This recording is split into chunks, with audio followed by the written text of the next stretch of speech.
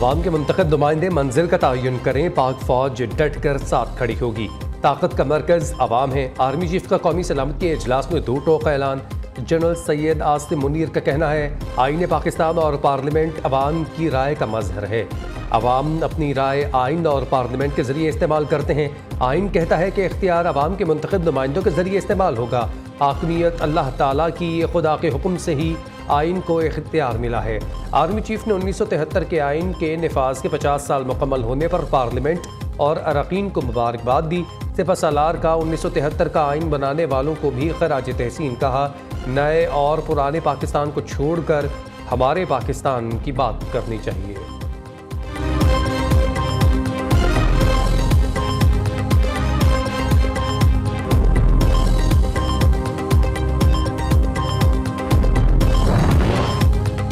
मुल्क में दहशतगर्दी वापस क्यों आई? कौन लाया? दहशतगर्दी के खात्मे और फाटा इस्लाहात के लिए दी गई रकूम कहाँ गई?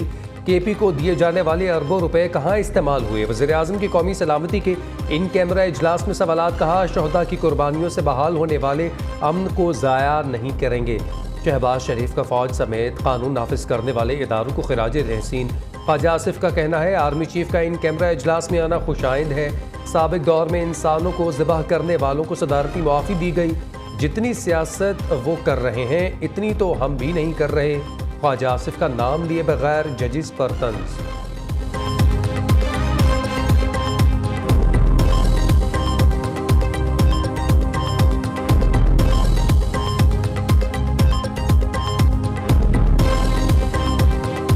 जनरल बाजवा ने कहा, 5 मिनट में मार्शल लॉ लगा सकता हूँ। हमने कहा बिस्मिल्लाह करो। इमरान खान अपना आर्मी चीफ लाकर 2035 तक का प्लान बनाकर बैठे थे। इनकी बाक़ियात अब भी छेड़छाड़ कर रही हैं। नवाज शरीफ के बाद मुझे भी मुल्क बदर करने की कोशिश की गई। आसिफ जरदारी के बड़े इंकशाफात। साबिक सदर ने कहा, हमें इलेक्शन पर नहीं टाइमिंग पर एतराज़ है। तमाम जमातें बैठ कर फैसला करें, जितना जल्दी हो सकता है 1 दिन में इलेक्शन हो। अब इमरान खान भी खुडे लाइन लग गए। सहाफ़ी का सवाल, अल्लाह बड़ा बादशाह है, सब अल्लाह करता है। आसिफ जरदारी का जवाब।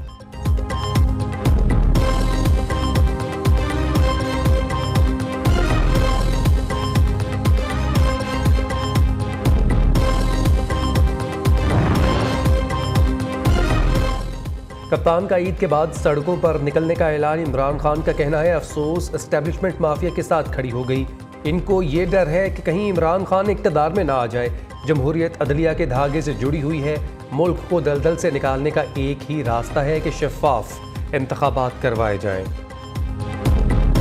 कोई शख्स, कोई सियासी जमात, कोई हुकूमत, कोई इदारा इतना मजबूत नहीं कि अपने मुखालफिन को बकौल किसी के क्रश कर सके। अगर सियासी हुकूमत को क्रश करना है तो उसका एक ही तरीका है, इलेक्शन, बैलेट बॉक्स। सियासी कुव्वतों में मुज़ाकरात ना हुए तो मार्शल लॉ लग सकता है। सियासी कुव्वतें आपस में मुज़ाकरात करें, फौजी क़यादत को बीच में ना लाएं। मुशाहिद हुसैन सैयद की PTI से मुज़ाकरात में सऊदी अरब की सालिसी की तजवीज़। लीगी रहनुमा ने नियो न्यूज़ के program live with Nasrullah Malik में कहा, कोई शख्स, हुकूमत और कोई इदारा इतना मजबूत नहीं कि किसी को क्रश कर सके। किसी भी सियासी कुव्वत को इलेक्शन और बैलेट बॉक्स की ताकत से ही क्रश किया जा सकता है। चीन को खदशा है, पाकिस्तान में सियासी इख्तलाफात का दुश्मन कुव्वतों को फ़ायदा होगा।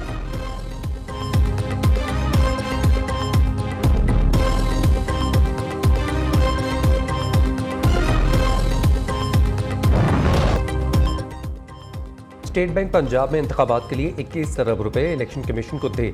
सुप्रीम कोर्ट का हुक्म। स्टेट बैंक और वजारत खजाना को 18 अप्रैल तक फंड्स की फराहमी और इलेक्शन कमीशन को फंड्स के हसूल के हुक्म पर अमल दरामद की रिपोर्ट पेश करने की हिदायत। फंड्स की अदम फराहमी पर चीफ जस्टिस की इन चैम्बर की समाअत मुकम्मल। हुकूमत का इन चैम्बर समाअत में जमा करवाया गया तहरीरी मौक़िफ़ सामने आ गया। अटॉर्नी जनरल ने बताया, पार्लियामान ने फंड्स जारी करने का इख्तियार ही नहीं दिया। वफाकी हुकूमत बेबस है। हुकूमत ने अदालती हुक्म के तहत अपनी कानूनी जिम्मेदारी पूरी कर दी है। सुप्रीम कोर्ट ने इलेक्शन कमीशन से सिक्योरिटी से मुताल्लिक रिपोर्ट तलब कर ली।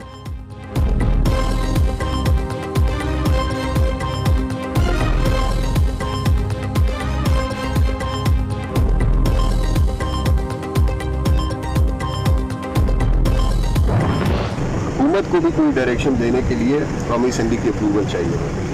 और फिर जब हुकूमत के पास वो अप्रूवल आ जाती है तो फिर हुकूमत आगे फर्दर इंस्ट्रक्शंस करती है। अब हुकूमत के पास तो ये अप्रूवल नहीं है ना, वो लीगल पोजीशन मैं नहीं कमेंट नहीं कर सकता। सर हुकूमत तौहीन अदालत का सामना करेगी हुकूमत?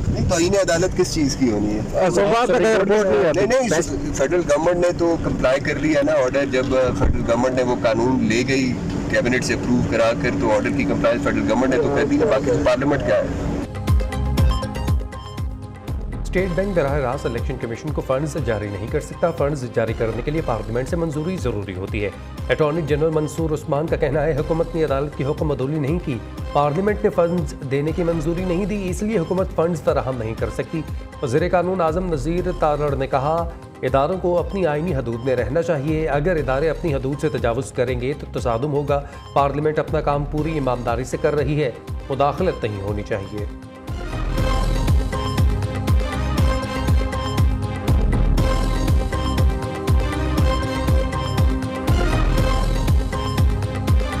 सुप्रीम कोर्ट अपना काम कर रही है, हम अपना कर रहे हैं। सुप्रीम कोर्ट सिर्फ ये है कि अपने दायरे में रहें, सारे दूसरे के दायरे में ना आए। चीफ जस्टिस उमरता बंदयाल समेत 8 जजेस के खिलाफ रेफरेंस दायर। 8 रुकनी बेंच ने पार्लियामेंट के मंजूर करदा बिल पर समाअत करके इख्तियारात से तजावुज़ किया। दरख्वास्तों की समाअत के लिए बेंच को खुद सरबराही करके मिसकंडक्ट के मुर्तकब हुए आइन के आर्टिकल 209 और जजेस कोड ऑफ कंडक्ट के तहत कार्रवाई की जाए। रेफरेंस में इस्तदा रेफरेंस में कहा गया है कि supreme court practice and procedure bill के खिलाफ हुक्म इम्तना अदालती नज़ायर के खिलाफ वर्जी है। पार्लियामेंट के बिल की समाअत के लिए 8 रुकनी गैर आइनी बेंच तश्कील दिया गया।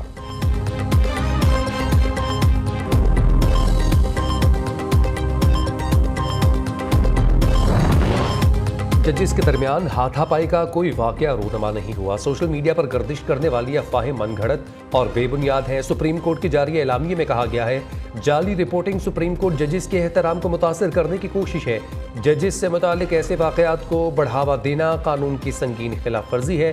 तर्जुमान सुप्रीम कोर्ट का कहना है 13 अप्रैल की शाम जजेस कॉलोनी पार्क में वॉक के दौरान जजेस की लड़ाई की खबर झूठ है।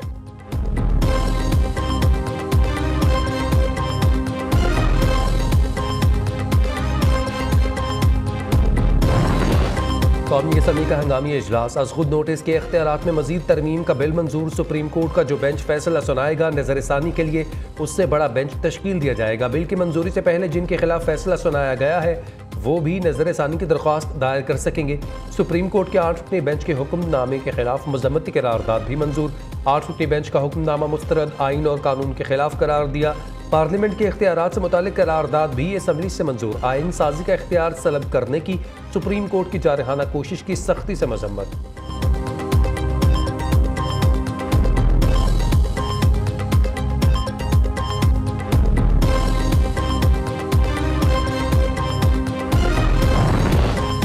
वज़ीर आज़म की ज़र सदारत वफाकी काबीना का हंगामी इजलास आज फिर दोपहर 1 बजे तलब।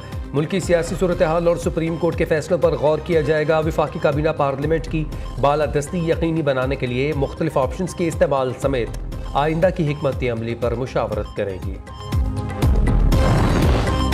पार्लियामेंट सुप्रीम है लेकिन असल हाकमियत अल्लाह ताला के पास है। हुक्मरान जमातें अब भी मरो और मारो की गर्दान से बाज नहीं आ रही। अमीर जमात इस्लामी सिराजुल हक का कहना है मुआशी और सियासी बहरान PDM समेत PTI की हुकूमतों के पैदा करता है। अवाम को फैसले का इख्तियार दिया जाए। स्टेक होल्डर्स शफाफ इलेक्शन के लिए मुज़ाकरात करें।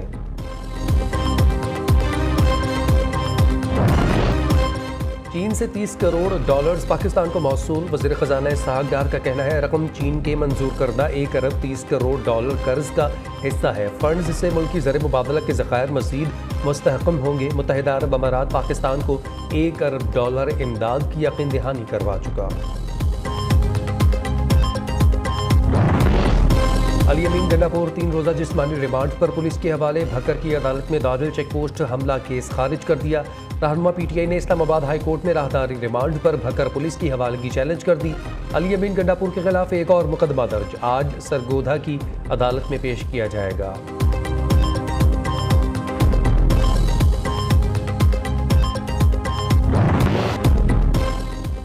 पुलिस का राजनपुर में कच्चे के इलाके में डाकुओं के खिलाफ छठे रोज भी ऑपरेशन। डकैतों के दर्जनों ठिकाने तबाह, असलहा और दीगर सामान बरामद। पुलिस का कच्चे के इलाके में ऑपरेशन के लिए मुस्तकिल चेक पोस्टें कायम करने का फैसला।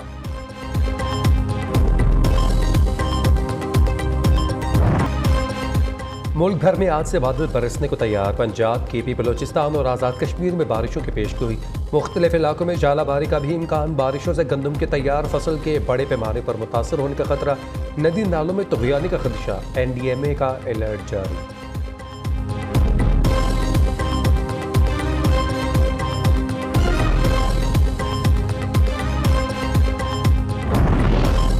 बोलान में बारिशों के बायस मुनहदम होने वाला पुल 7 माह के रिकॉर्ड मुद्दत में दोबारा मुकम्मल। कोयटा से मुल्क भर के लिए ट्रेन सर्विस आज से बहाल कर दी गई। ईद स्पेशल ट्रेन 18 अप्रैल को कोयटा से रावलपिंडी के लिए रवाना होगी। गवर्नर बलोचिस्तान मलिक अब्दुल वली काकड़ और DS रेलवे फरीद अहमद आज ट्रेन सर्विस की बहाली का इफ्तिताह करेंगे। अंग्रेज दौर में बनने वाले रेलवे का पुल गुज़िश्ता साल मानसून की बारिशों की नजर हो गया था।